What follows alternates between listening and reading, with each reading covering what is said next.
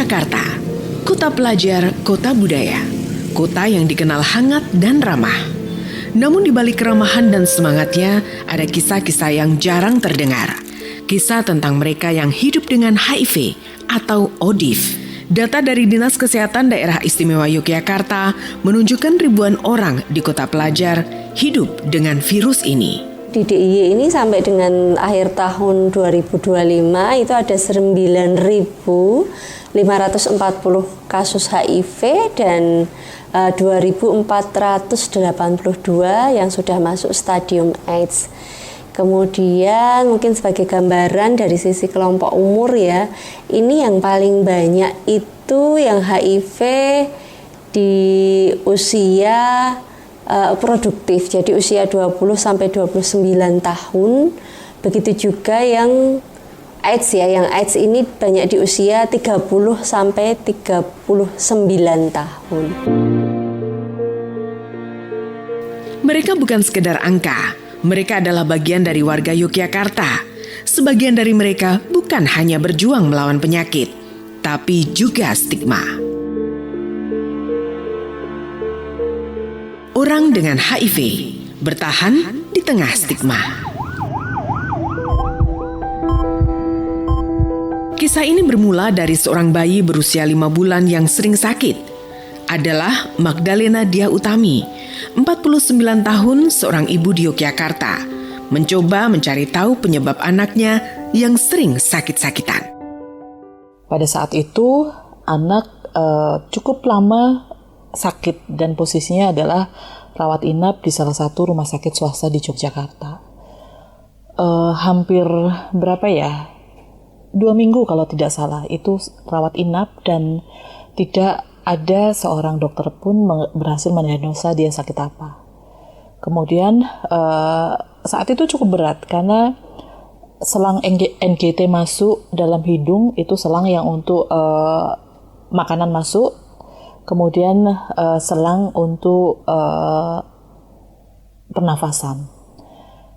Cukup berat, dia tidak bisa makan, kemudian ada batuk, ketika batuk itu langsung sesak napas. Dan setelah hampir 2 minggu rawat inap itu, akhirnya kami paksakan diri untuk pulang paksa APS. Jadi karena ketidakadaan biaya, kemudian saya bawa anak saya yang saat itu umurnya baru 5 bulan untuk pulang ke rumah. Beruntungnya di rumah sakit tersebut ada unit ekstramural di mana pasien-pasien dengan penyakit berat dikunjungi ketika tidak kembali ke layanan kesehatan untuk kontrol. Dan saat perawat itu datang ke rumah, saya diberikan konseling. Bu Magda kenapa nggak kontrol gitu? Saya nggak punya uang suster, karena memang saat itu saya nggak punya uang.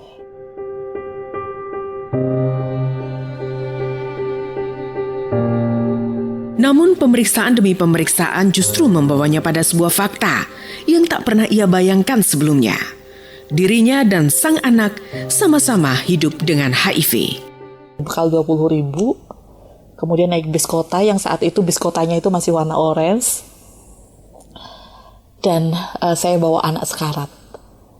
Nggak mudah memang. Saya nggak bicara dengan bapak ibu saya nggak bisa bicara dengan orang rumah karena ketika saya perawat menyampaikan bahwa harus tes HIV itu cukup menakutkan buat saya. Kemudian saya naik bis kota, nggak ada satu orang pun memberikan saya sama anak saya itu bangku. Bahkan anak saya udah nggak bisa nangis, jadi bisanya tuh cegukan. Saya sampai bilang bahwa, Tuhan kok semua orang itu jahat ya, sampai gitu.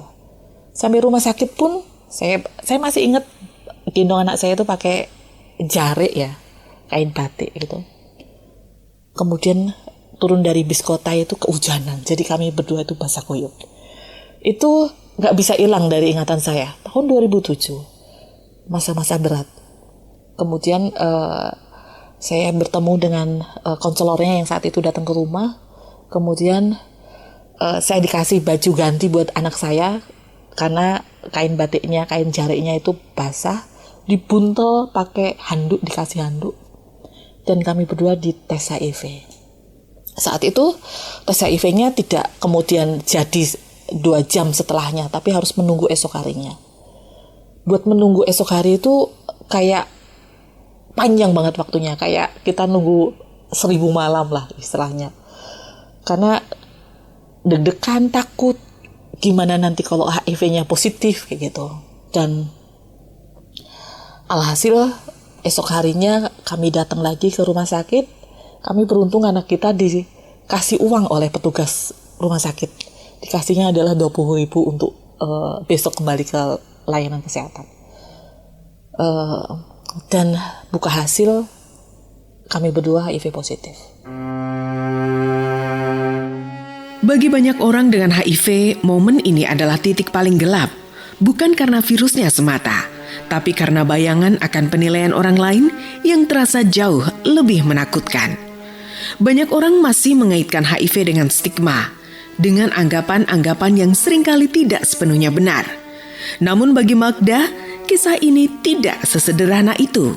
Sebelumnya saya adalah ibu yang tidak menikah, jadi rencana saya mau menikah dengan calon suami saya, tapi kemudian saya ditinggalkan dalam kondisi hamil 3 bulan. Dia pergi katanya dapat offer kerja di Qatar. Setelah itu dia pergi dan tidak ada kabarnya kembali sampai detik ini, sampai saat ini. Keseharian saya lakukan dengan penuh ketakutan. Bahkan saya nggak berani keluar rumah karena setiap keluar rumah bawa anak, gendong anak, itu selalu ditanya oleh tetangga, anaknya sakit apa tau? Kok nggak dibawa ke rumah sakit? Kayak gitu. Itu sangat melukai perasaan kayak gitu. Ketika keluar rumah itu berasa tetangga yang melihat itu menusukkan busur panahnya ke tubuh saya dari ujung kepala sampai ujung kaki. Itu yang saya rasakan. Nggak berani keluar rumah, nggak berani ngelihat matahari, karena kalau ngelihat matahari itu berasa bahwa ini kapan mau selesai, ini kapan mau berakhir, kayak gitu. 2 tahun itu tertutup, 2 tahun penuh pergulatan, dan di titik puncak pergumulan hidup saya itu ketika saya nggak sadar bahwa saya teriak-teriak. Mungkin itu sudah titik stres ya, saya nggak tahu waktu itu. Saya teriak-teriak, saya nangis-nangis karena ya Tuhan, saya lelah gitu kan. Kemudian adik saya bilang bahwa saat itu teriak-teriak, kemudian saya sakit, saya kena HIV, saya AIDS. Kemudian bapak saya datang, ibu saya datang, bapak saya itu meluk saya.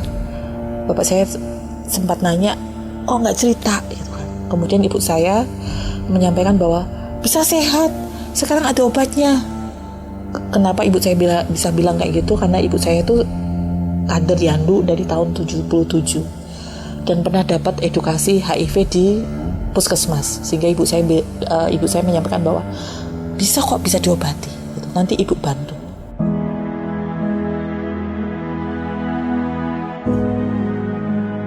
Di titik itulah Magda mulai belajar menerima.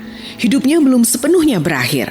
Ada fase di mana harus dilewati, ia hanya butuh ruang untuk berbagi. Ruang di mana ia tidak perlu menjelaskan siapa dirinya. Ruang di mana ia tidak lagi merasa sendirian. Di Yogyakarta, ruang tersebut tidak hadir begitu saja. Ada orang-orang yang membangunnya, yang membuka pintu bagi mereka yang seringkali ditutup oleh stigma. Salah satunya adalah Ian Michael, pendiri Yayasan Victory Plus yang telah lebih dari 20 tahun mendampingi orang dengan HIV dan AIDS. Juga ya kan, cuma main sabun, ini tahu juga kan ya, tapi itu kan nggak mungkin.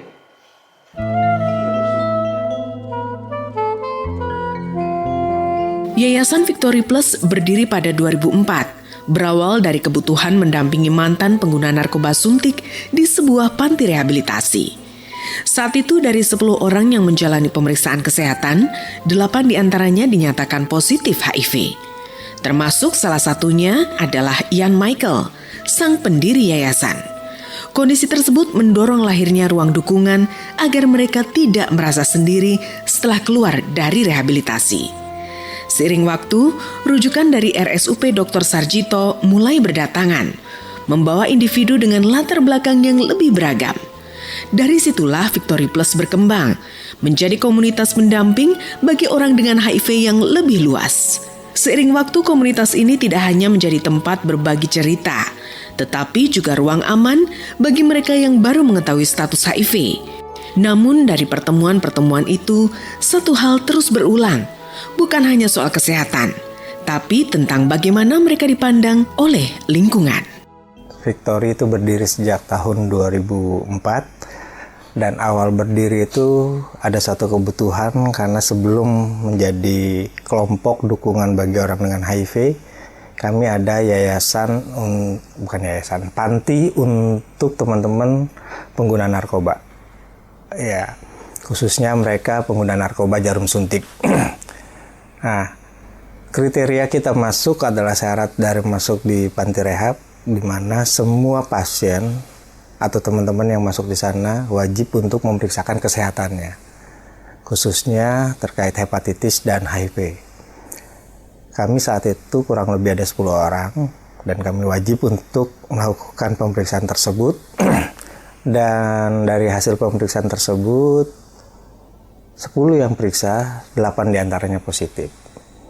Sehingga buat kami ada satu kebutuhan di mana yang latar belakang teman-teman pecandu ini, mereka punya komunitas.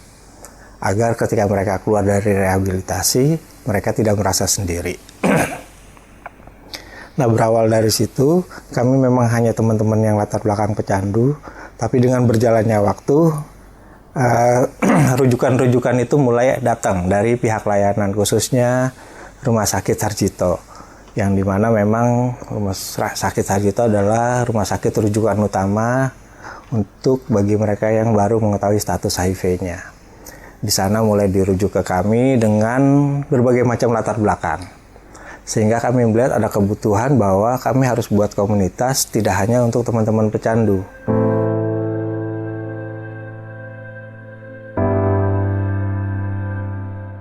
Ketakutan terhadap stigma tidak hanya dirasakan oleh Odif, tapi juga dapat mempengaruhi keputusan seseorang untuk melakukan tes HIV. Namun bagi seorang Ian Michael, tidak pernah ada kata lelah untuk berjuang menghapus stigma bagi Odif. Jadi kenapa orang akhirnya dia merasa beresiko, mereka juga akhirnya takut melakukan tes. Karena mereka beranggapan ketika saya memang beresiko dan tes hasilnya reaktif atau positif, maka mereka berpikir tadi, saya pasti akan dikucilkan pertama dari keluarga. Karena banyak sekali teman-teman yang kami dukung, justru pengucilan itu, stigma itu, diskriminasi itu terjadi pada keluarga. Karena mereka tidak paham bagaimana harus membantu keluarganya ini yang mereka sudah dinyatakan HIV positif. Jadi memang nggak mudah. Ketika kita bicara stigma dan diskriminasi, balik lagi saya bilang ini nggak bisa dilakukan hanya dari kami, Yayasan Victory Plus, bahkan sosial media juga sebenarnya sudah gencar. Tapi pada pendekatannya tadi, kita datang, jemput bola, door to door, ada di pertemuan RT, RW, Ibu PKK, ini sangat penting. Saya sampaikan tadi di awal bahwa OPD aja harusnya sekelas kepala dinas itu paham. Ini malah mereka melakukan diskriminasi. Salah nggak mereka? Tapi saya tidak pernah menyalahkan mereka. Karena mereka sendiri tidak pernah terpapar informasi yang seperti ini. Tapi kalau mereka paham, mereka juga akan menghargai hak-hak orang dengan HIV. Jadi PR-nya sebenarnya panjang. Kapan itu bisa hilang stigma dan diskriminasi? Dia nggak akan pernah hilang. Berkurang iya. Dan itu bukan sesuatu yang mudah. Capek nggak kita memerangi stigma dan diskriminasi? Capek, tapi jangan pernah lelah untuk kita memeranginya. Bisa nggak kita melakukan sendiri? Tidak akan bisa. Maka kita melibatkan semua sektor untuk melakukan perlawanan terhadap stigma dan diskriminasi.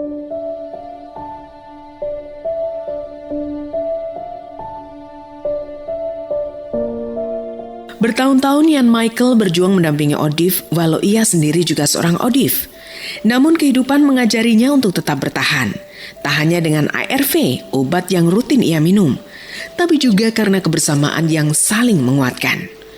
Ketika seseorang dinyatakan positif HIV, memang dampaknya tidak hanya fisik, tapi juga mental dan sosial. Disinilah peran konselor dibutuhkan untuk membantu mereka memahami kondisi dan melanjutkan hidup. Adalah seorang Laurencia Anna Yuliastanti. Bukanlah seorang Odif, tapi hatinya tergerak untuk berjuang bersama melalui Komisi Penanggulangan AIDS atau KPA. Semenjak KPA dibubarkan beberapa tahun lalu, ia memilih berjuang bersama Victory Plus, tak hanya sebagai aktivis, tapi juga sebagai konselor. Yang paling penting adalah bagaimana psikisnya, kemudian bagaimana penerimaan dirinya. Kalau dia HIV positif, dia harus bagaimana, itu yang paling penting. Jadi yang paling penting untuk orang HIV adalah dia menerima dulu. Dia HIV positif, entah itu dari manapun, latar belakang apapun dia menerima, dia tidak dendam dengan siapa yang menularkan. Akhirnya dia punya komitmen diri. Kalau dia punya komitmen diri, dia pasti akan melakukan pembelajaran yang positif. Dalam ini adalah pengobatan yang efektif. Setiap hari harus minum obat seumur hidup dan itu harus dia terima. Kemudian dia harus melakukan kesehatan yang baik, kemudian pola pikir yang baik, kemudian pola hidup yang baik. 30 tahun lebih mendampingi Odif, perempuan yang akrab dipanggil Ana itu paham betul bagaimana kondisi psikis saat pertama kali seseorang mengetahui vonis HIV. Namun persoalan tidak berhenti pada penerimaan diri. Di luar sana masih banyak pemahaman yang keliru tentang HIV dan AIDS. Kesalahpahaman inilah yang kerap memperkuat stigma dan membuat Odif semakin terpinggirkan. Data yang dihimpun komunitas menunjukkan kasus stigma dan diskriminasi terhadap Odif masih terus terjadi. Pada 2023 tercatat lebih dari 400 laporan. Angka itu menurun menjadi 348 kasus pada 2024 dan 123 kasus hingga 2025. Dan itu pun sebagian besar mereka dibuka statusnya itu di media sosial. Nah, di media sosial ini biasanya teman-teman sudah dibuka statusnya, tetapi teman-teman tidak melanjutkan ke ranah hukum gitu, karena mereka takut justru itu membuat semakin banyak kasusnya dibuka. Dan yang kedua itu dari pekerjaan, jadi dia diminta untuk mengundurkan diri. Rendahnya literasi tentang HIV dan AIDS masih menjadi salah satu penyebab utama munculnya stigma. Edukasi yang tepat dinilai penting untuk mengubah cara pandang masyarakat terhadap Odif. Mereka sama kok dengan orang yang tidak HIV gitu. Cuma di dalam virusnya ada di dalam tubuhnya ada virus. Nah, ini yang harus mulai dilakukan upaya untuk istilahnya untuk melakukan upaya agar tidak menularkan ke orang lain. Nah, ini yang dilakukan. Dan orang HIV, perempuan HIV itu bisa menikah. Orang laki-laki HIV bisa menikah dengan orang yang bukan HIV. Caranya bagaimana ya? Tadi melakukan edukasi dengan pasangannya, kemudian pasangannya juga harus tes HIV untuk memastikan dia tidak HIV positif gitu. Nah, misalnya kayak perempuan yang HIV positif itu bisa kok punya anak yang tidak HIV positif gitu. Caranya bagaimana ya? Minum obat secara teratur, kemudian harus ke layanan untuk memastikan dia tidak HIV positif, untuk tes viral load biar dia bisa punya anak yang tidak HIV positif, seperti itu. Jadi sama dengan kita yang tidak HIV.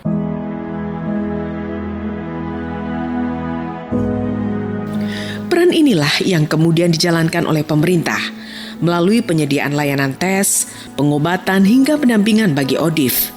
Di Yogyakarta, upaya tersebut dilakukan oleh Dinas Kesehatan Daerah Istimewa Yogyakarta.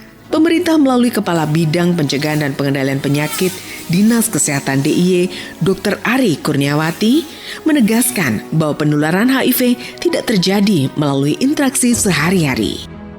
Bahwa cara penularannya itu tidak segampang yang dibayangkan gitu ya, salaman terus menular, enggak gitu ya. Misalnya makan bareng-bareng satu ruangan, enggak. Itu kalau COVID dulu ya menular. Tetapi kalau HIV/AIDS ini penularannya lewat cairan tubuh, lewat hubungan seksual, lewat mungkin transfusi darah yang terkontaminasi oleh virus dan seterusnya gitu ya. Jadi tidak semudah itu, jadi tidak perlu takut juga gitu ya kalau mungkin bentuk stigmanya itu terus takut atau menjauhi gitu ya.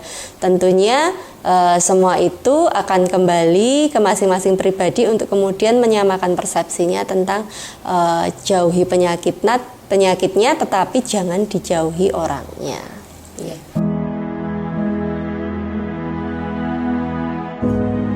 Pemahaman yang tepat menjadi kunci untuk menghapus ketakutan yang selama ini tumbuh di masyarakat. Namun di balik penjelasan itu, ada kehidupan nyata yang terus berjalan.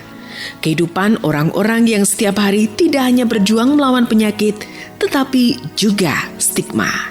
Putri kecil saya yang dulunya usia 5 bulan itu HIV stadium 4, stadium terminal atau stadium akhir untuk HIV, berkat pengobatan yang rutin, komitmen untuk dukungan keluarga terkait kepatuhan pengobatan, kemudian kami hidup sehat, yang dulunya sudah istilahnya maut itu akan menjemputnya, sekarang sehat dan sekarang duduk di kelas 3 bangku SMK.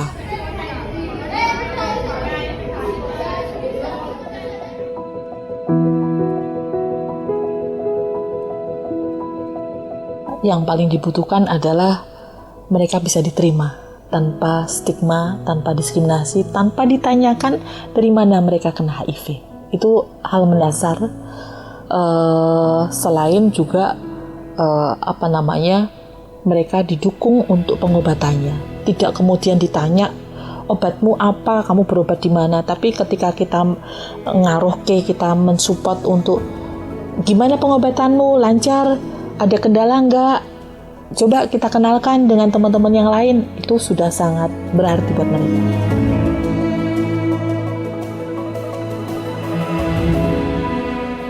Ya, sebetulnya yang dibutuhkan adalah perlakuan yang sama dengan orang yang lain gitu, tidak berbeda gitu.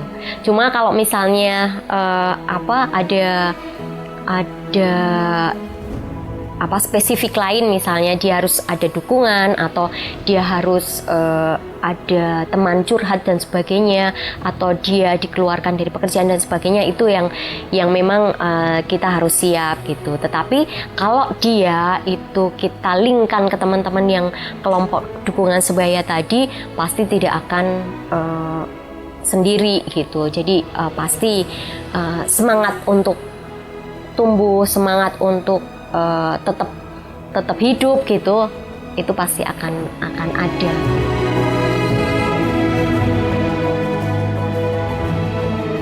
Pada akhirnya, orang dengan HIV dan AIDS memiliki kebutuhan yang sama seperti individu lainnya untuk hidup, bekerja, dan berinteraksi tanpa diskriminasi.